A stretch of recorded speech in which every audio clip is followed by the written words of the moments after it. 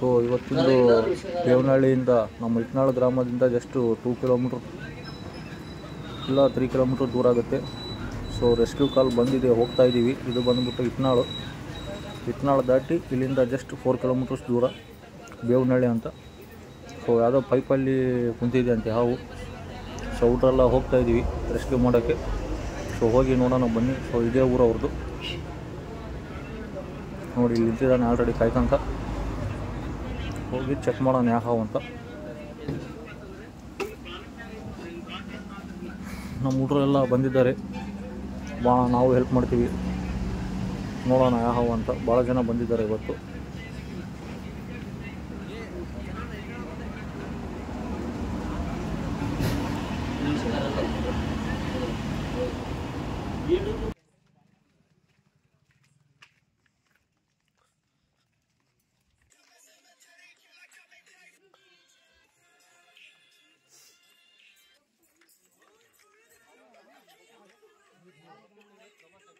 So ಇಲ್ಲಿ ನೋಡಿ, ಸಿಂಕಿಂದು water pipe collection ಹೊರಗಡೆ ನೀರು ಹೋಗಲಿಕ್ಕೆ ಮಾಡಿದ್ದಾರೆ. ಹಳ್ಳಿಯಲ್ಲೆಲ್ಲ ಈ ಟೈಪ್ ಓಪನ್ ಬಿಟ್ಟುಬಿಡ್ತಾರೆ.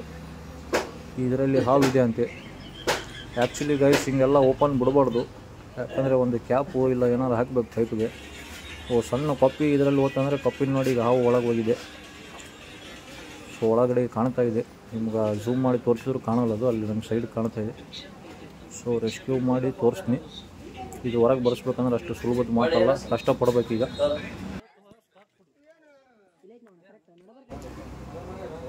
ನೋಡಿ ಇಲ್ಲಿ ಎಲ್ಲ ಜನ ಕಾಯ್ತಾ ಇದ್ದಾರೆ. ಸೊ ಆ್ಯಕ್ಚುಲಿ ಫಾಲ್ಟ್ ಏನಂದರೆ ಅದು ಹೊರಗೆ ಹೋಗೋಕ್ಕೆ ಟ್ರೈ ಮಾಡ್ತಾ ಇದೆ ಹಾವು, ಬಟ್ ಎಲ್ಲ ಎದುರಿಗೆ ನಿಂತು ಬಿಟ್ಟಾರೆ. ಸೊ ಹಂಗಾಗಿ ಅದು ಹೊರಗೆ ಬರ್ತಾಯಿಲ್ಲ.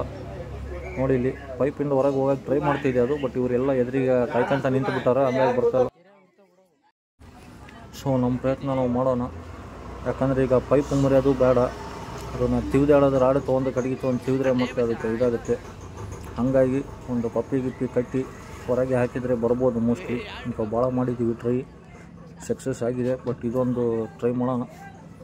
ಪಪ್ಪಿ ಕಟ್ಟಿ ಹಗ್ಗ ಹಾಕಿ ಅದ್ರ ಮುಂದೆ ಬಿಟ್ಟರೆ ಮೋಸ್ಟ್ಲಿ ಅದು ಆಹಾರ ಸಿಕ್ಕಿದೆ ಅಂತ ತಿನ್ನೋಕ್ಕೆ ಬರುತ್ತೆ. ಅದು ಮೂಮೆಂಟ್ ಮಾಡೋದು ನೋಡಿ ಪಪ್ಪಿನ.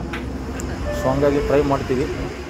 ಇದು ಸಕ್ಸಸ್ ಆಗಿಲ್ಲ ಅಂದರೆ ಮತ್ತೆ ಇನ್ನು ಏನೂ ಮಾಡೋಕ್ಕೆ ಬರೋಲ್ಲ. ದಬಾಸಿ ನೀರು ಹಾಕಿ ಕಟ್ಗಿಲೆ ತಿವಿದು ಹೊರಗೆ ಬರ್ಸ್ಬೇಕು ಅದನ್ನು ಹೆಂಗಾರು ಮಾಡಿ. ಯಾಕಂದರೆ ಅದು ಬಂದುಬಿಟ್ಟು ನಾಗರಾವು ಕನ್ಫರ್ಮ್ ಆಗಿದೆ. ನಾವು ನೀರಾವು ಅನ್ಕೊಂಡಿದ್ವಿ, ಬಟ್ ನಾಗರಾವು ಅದು ಪಪ್ಪಿ ತಿಂದು ಆಲ್ರೆಡಿ ಒಳಗೆ ಕುಂತಿದೆ ಈಗ. ಹಾಗಾಗಿ ಅದು ಜಲ್ದಿ ಹೊರಗೆ ಬರೋಲ್ಲ, ಟೈಮ್ ಹಿಡಿತೈತಿ.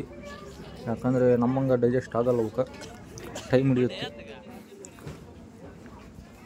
ಸೊ ಹಂಗೆ ನೋಡ್ತಾ ಇರಿ, ಒಂದು ಪ್ರಯತ್ನ ಮಾಡ್ತಾಯಿದ್ವಿ.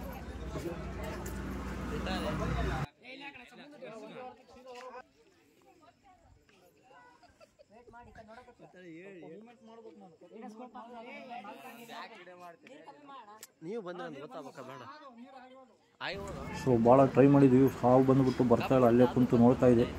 ಮೋಸ್ಟ್ಲಿ ಅದಕ್ಕೆ ಹೊಟ್ಟೆ ತುಂಬಿದೆ, 2-3 ಕಪ್ಪಿ ತಿಂದು ಬೇಯಿಸಿ ಕುಂತೈತಿ. ಹಂಗಾಗಿ ಅದಕ್ಕೆ ಬೇಕಾಗಿಲ್ಲ. ಸೊ ಎಷ್ಟು ಟ್ರೈ ಮಾಡಿದ್ರು ಬರ್ತಾಯಿಲ್ಲ ನೋಡಿ ಇಲ್ಲಿ. ಸೊ ಈಗ ನೀರನ್ನು ದಬಾಯಿಸಿ ಹಾಕಿದ್ದೀವಿ ಬಕೆಟಿಂದ, ಆದರೂ ಬರ್ತಿಲ್ಲ. ಅದು ಏನಂದರೆ ಸ್ವಲ್ಪ ದೊಡ್ಡದಿದೆ ಸೈಜು, ಪೈಪಲ್ಲಿ ಸಿಕ್ಕಾಕಂತು ಮಡ್ಸ್ಕೊಂಡು ಕುಂತುಬಿಟ್ಟಿದೆ ಬೇಯಿಸಿ. ಹಾಗಾಗಿ ಈಗ ಏನೂ ಮಾಡೋಕ್ಕಾಗಲ್ಲ. ಏನಿದ್ರು ಕಡೆಗೆ ತೊಗೊಂಡು ಸ್ವಲ್ಪ ಒಳಗಡೆ ತಿವಿದು ರಚ್ಚಿಗೆ ಎಬ್ಬಿಸಿ ಹೊರಗೆ ಬರ್ಸ್ಬೇಕು.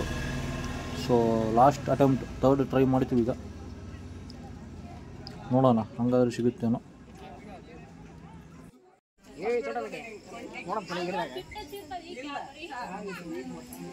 ಜಲ್ದಿ ಬಾಲಿ ಎಷ್ಟೊತ್ತು ಮಾಡೋದು ಅಲ್ಲ ನಾವು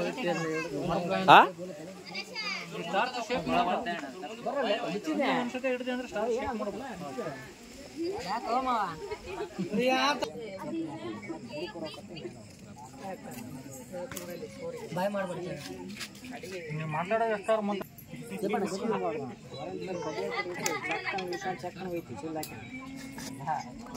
ನಾಗರ ಹೋದ್ ಚೀಲ್ದ ಹಾಕೇ ಮಾಡ್ದ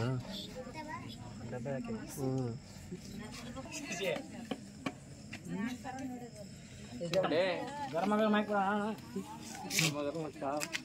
ಗರಮ ಗರಮ ಕುದಿಸಿ ಪಾಪ ಅವರು ಭಾಳ ಸರ್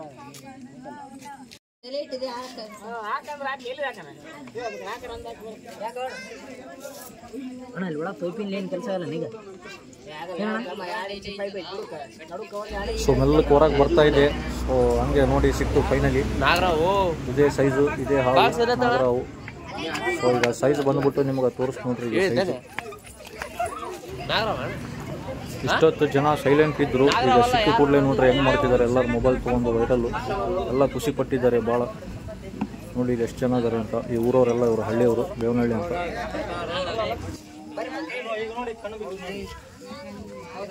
ಹೌದಾ